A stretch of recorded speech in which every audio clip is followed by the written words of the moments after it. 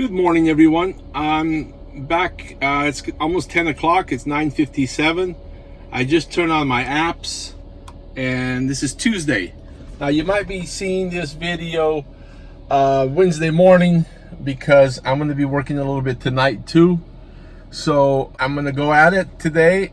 And today I'm going to be talking about, I had a question on my last video. There was a great question about depreciation and wear and tear on the vehicle. It says I just bought this vehicle 3 months ago, used, to do Uber and Lyft. I'm gonna cover all those things, so stay tuned.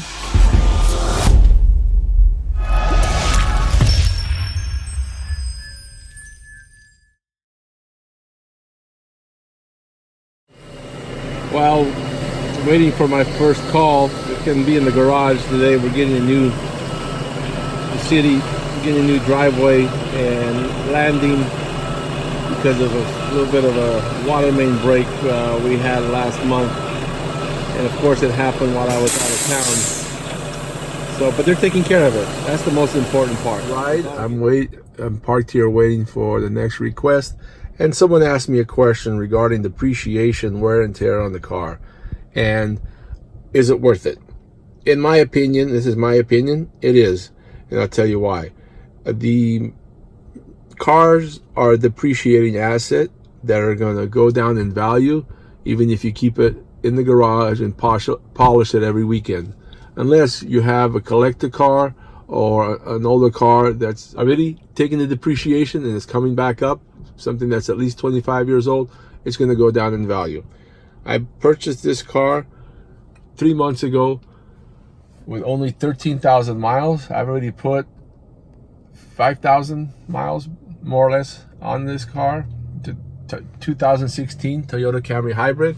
As I talked about in the first video that started this series, I don't recommend buying a brand new car. I recommend buying a used car. But if the car you have, again, this is not for everyone, but the car you have, if that works for you, that's fine. I've seen people doing Uber and Lyft in Teslas. I've seen Tesla Model X being used for doing Uber and Lyft. So they're going to depreciate in value regardless whether you drive them or not. What I do is the government allows you to deduct up to 58 cents in 2019. So I keep track of my miles. These are all business miles. I started today with 18,502. I've only driven 5 miles for my first ride. So I'm parked now, waiting for the second request and not putting a bunch of miles on the car. But my point is that the reason I keep track of on this book is Uber and Lyft, they only count the miles while you have a passenger in the car. This is very important because all business miles are deductible. When I'm going to pick up a passenger, that's where I keep these miles. Those are tax deductible. On my way home, those miles are tax deductible. If I end up in a different city and I have to drive all the way back home, those miles are tax deductible. So if you wait to the end of the year to have your, the app do the work for you, you're going to short yourself a lot of miles. The goal is, since we're independent contractors, our payouts are not taxed. So I keep track of my miles, and the goal is not to have to pay any tax at the end of the year. And it's worked for me for the last 3 years. So that's just how I do my taxes. And instead of, there's apps that also keep track of your miles, but I rather have a paper copy. That way when I do my taxes every year, I don't keep receipts, because you can only do miles. Some guys say, oh, you can save the receipts from car washes.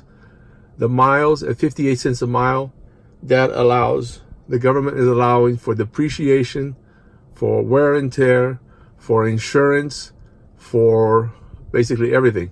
And a lot of drivers complain that we're only getting we're getting about $1 a mile when you take into consideration the time and mileage that we get paid out. So it all works out to about $1 a mile. I've done the math many times. A lot of people complain about the wages aren't enough. Yeah, they could be higher, but it also depends on how you're working. All right, we're back. Been busy. I just finished my first comfort ride. My car qualifies for Uber Comfort, so that means it's 75 cents a mile in this market, and 38 cents a minute, and $2.38 base fare.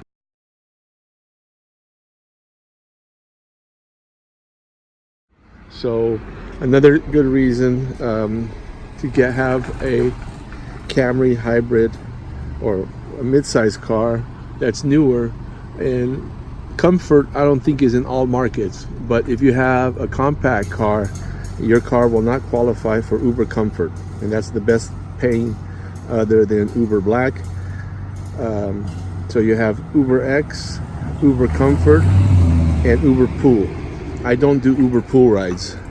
I do Lyft Line. Okay, it's 1:26 p.m.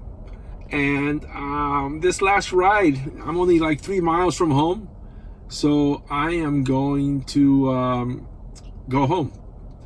I started at 10, so basically another 3.5 hours. I did take a 20-minute lunch, and I did 6 rides with Uber and 1 ride with Lyft. Yesterday was all Lyft. Today was Uber and Lyft, and I made a total of $69.97 between the 2 apps.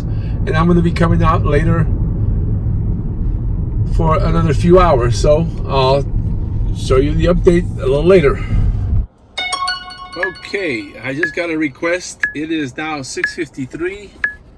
Hold on, I use my phone. I'm starting my second shift. I just logged on and already have a request. It's almost 7 o'clock. I'll see you in a little bit. I just finished my first ride. It was a shared ride, a Lyft Line. So I do line rides, Lyft Line, because Lyft pays us the same, whether it's a regular Lyft ride or if it's a Lyft Line ride. It's the same pay per mile and per minute, so no difference. I don't do Uber Pool because it's a lower pay, and I'm not going to do that. What I was saying earlier about depreciation on the car, I'm going to link a video in the description of this video that kind of breaks it down a lot better than I do. But from my own personal experience, your car is, whether you buy a car to do ride sharing or you have a car just for your normal use, your car is going to depreciate whether you put miles on it or not. And wear and tear, at least this car is making me money. I'm making between $600 to $1,000 a week, and I'm going to show you that in this video series this week. All right? Off my last passenger, and it's 10:12 p.m.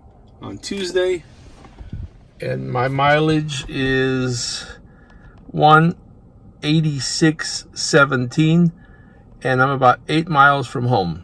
So I will update my earnings. I'm gonna get home first, and we're gonna call it a night. 123 total miles. That includes coming home.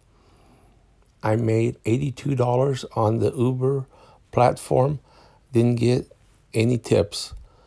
I made $87.84 on the Lyft platform, and I received $6.43 in tips, for a total of $179.84 in less than 7 hours, but we'll round it up to 7 hours. That's $25.69 an hour, and it worked out to $1.46 per mile. That's very good. It was a good Tuesday. Leave me a comment. Let me know what you think of this series.